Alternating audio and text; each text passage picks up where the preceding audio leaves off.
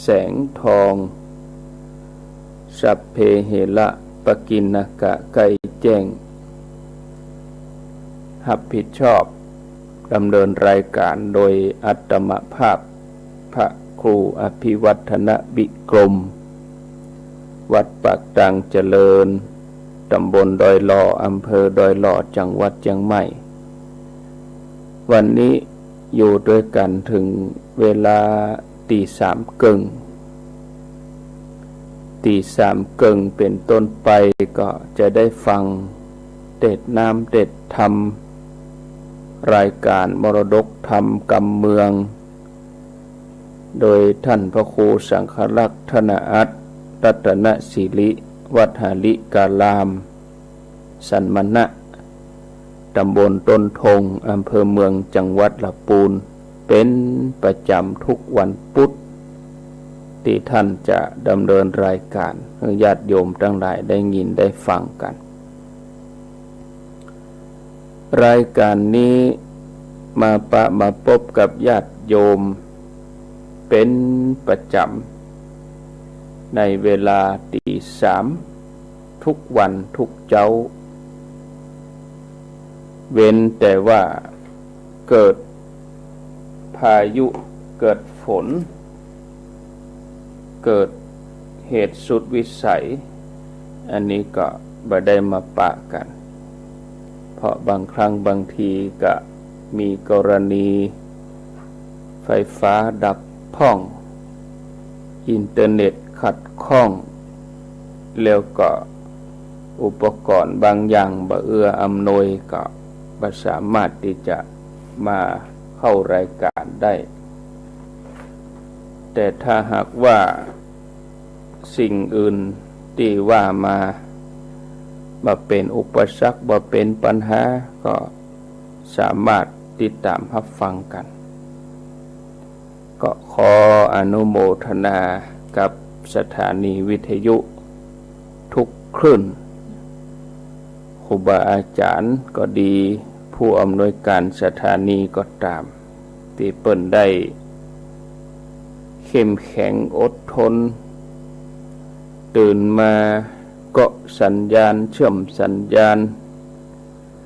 นำรายการนี้ไปสู่ผู้ฟังทางบ้านบางสถานีเปิ้นก็เปิดตลอด24 ชั่วโมงบางสถานีก็เปิดตามเวลาส่วนพ่อแม่ศรัทธาญาติโยมก็บางท่านที่ตื่นเจ้าเป็นประจำก็ตื่นมาก็เปิดฟังนอนฟังไปโดยเป็นวิถีใหม่วิถีชีวิตแนวใหม่ฟังธรรมอยู่ที่บ้านเอาสะดวกสบายเวลาเมาเอียมันดูต่างดิขวายมาแถมน้อยเขาก็ไปการไปงานอย่างอื่นมาเจ้าอย่างอี้นี่เขาก็ส่งความปรารถนาดีส่งกำลังใจไปถึงญาติโยมทั้งหลายทุกท่านทุกคนทุกหลังหอหลังเฮือนญาติโยมตื่นเจ้าขึ้นมาได้ฟังก็มีกำลังใจอันนี้คือเป้าหมายของงานเผยแผ่พระพุทธศาสนาที่สังคมยุคปัจจุบันนี้ครูบาอาจารย์พระเจ้าประสงค์เองก็จะต้องลุกขึ้นมา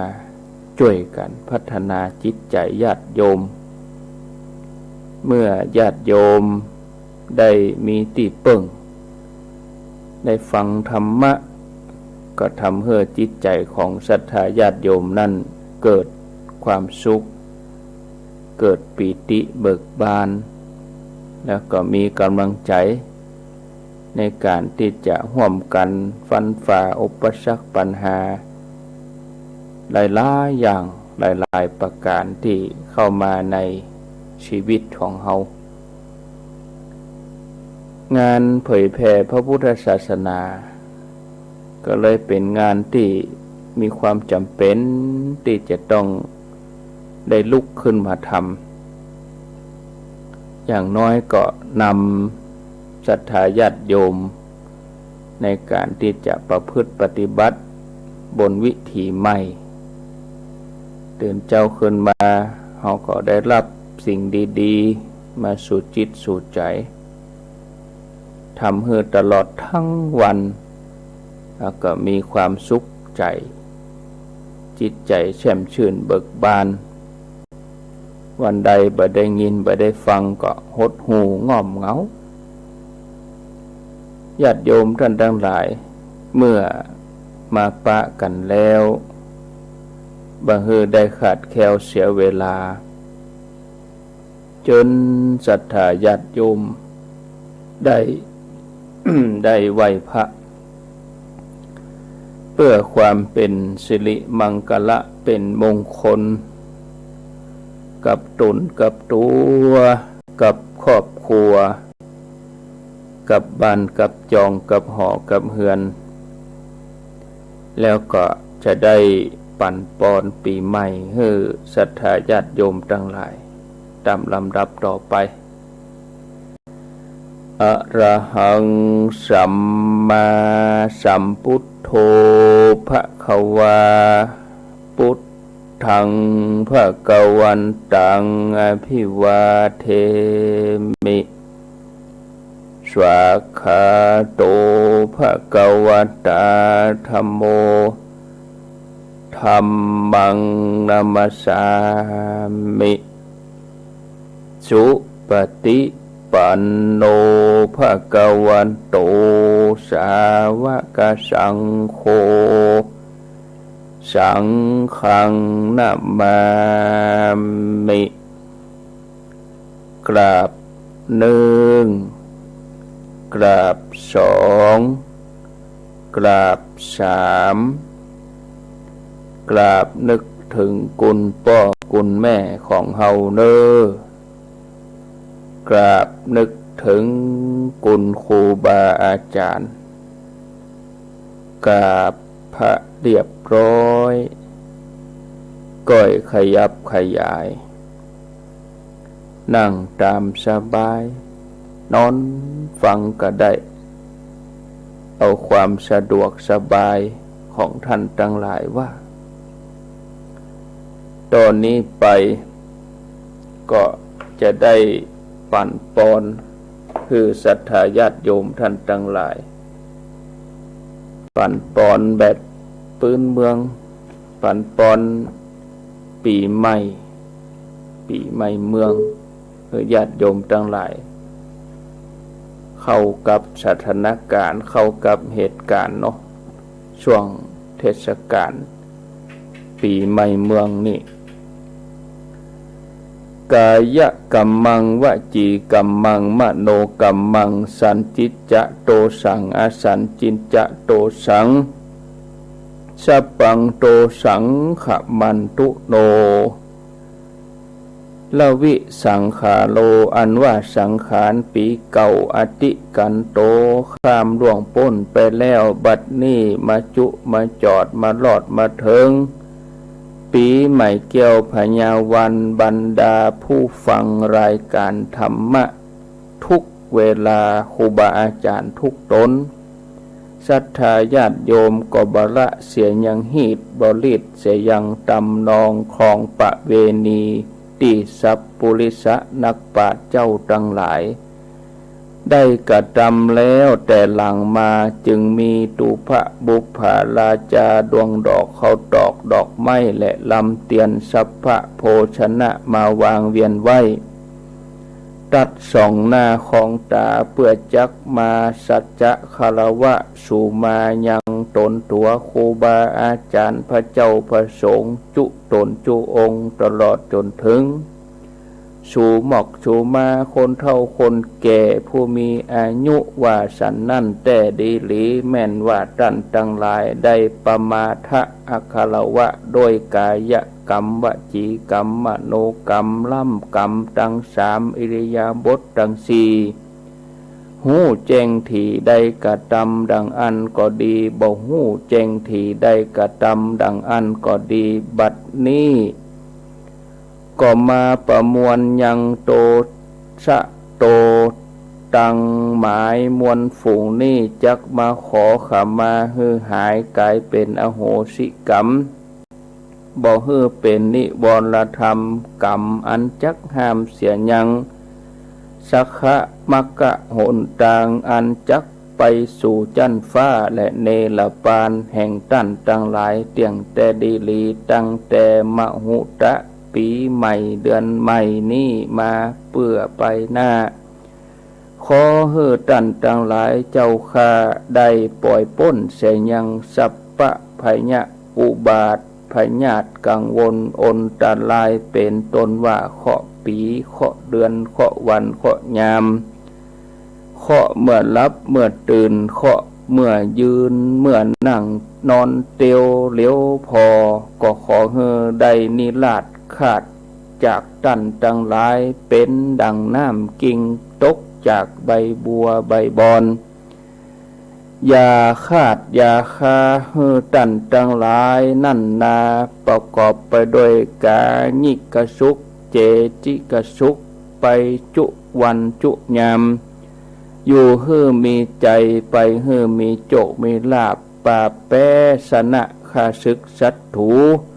ตั้งหลายตั้งมวลนั่นจุงจักมีเตียงแต่ดีลีจะญะสิทธิทนังลาพังโสถีพระขยังสุขังพลังสิริอายุจวันโนจะโพขัง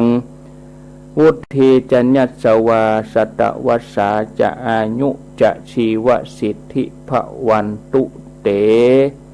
สัพปีติโยวิวัชชันตุสัพพะโลโกวินัสสันตุมาเตภวัตวันตะลายโยสุขีทีคายุโกภวะอภิวาทานะสีลิสะนิจังวุธาปจายโนจัตตาโลธรรมาวัฏันติอายุวันโนสุขังปะลังเอาแล้วได้ไหว้พระแล้วก็ได้ฮับปอนปีใหม่ไปเป็นตีเรียบร้อยแล้วค้างแถมประมาณ 7-8 นาทีก็จะได้นำธรรมะแบบย่อมาเฮือญาติโยมทั้งหลายได้ฟังโดยยกตัวอย่างหัวข้อว่าเหตุที่ต้องมันสั่งสมบุญเคยมีพระรูปหนึ่งไปถามท่านพ่อลีซึ่งเป็นพระนักปฏิบัติดำเนินตามปฏิปทาของหลวงปู่มั่นภูริทัตโตมีคำถามไปถามว่าในเมื่อ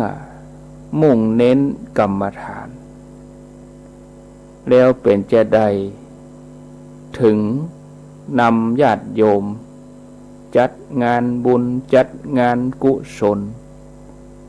สร้างนั่นสร้างนี้เป็นประจำเป็นจะใดถึงบ่ได้มุ่งเน้นในเรื่องของการปฏิบัติธรรมมัวแต่ไปสร้างวัตถุเนี่ยอย่างเป็นจะได้บ่ได้นำเหล่าบรรดาญาติโยมให้ปฏิบัติภาวนาอันนี้เป็นคำถามที่เปิ้นถามท่านพ่อลีท่านก็ตอบพระรูปนั้นหรือบ่ใจเพียงแต่พระคำถามเหล่านี้ก็อาจจะมีในใจญาติโยมหลายท่านว่าเป็นได้พระถึงบาสอนให้โยมปฏิบัติธรรมนักๆอย่างเฮาตั้งหลายเฮาฟังรายการวิทยุเป็นได้ถึงบ่เน้นปฏิบัตินักๆเป็นได้ถึงปาญาติโยมไปทำบุญที่ห้านที่นี่เชิญชวนญาติโยมทำนั่นนี่เอาทั้งหลายที่เฮาจะไปกันเนี่ยตานเตียนพ่องทำบุญยังผ้าป่ากฐินเนี่ยสร้างวัดสร้างวาก็คงจะมีโยมหลายท่านมีความสงสัยในใจเหมือนกัน ท่านพ่อลีก็ตอบว่าผมทำนาบ่ได้เอาเข้าอย่างเดียวบ่ได้เอาแกบอย่างเดียวเฟืองผมก็เอาเข้ารีบก็เอาเข้าเต็งก็เอาอันนี้หมายความว่าทำนา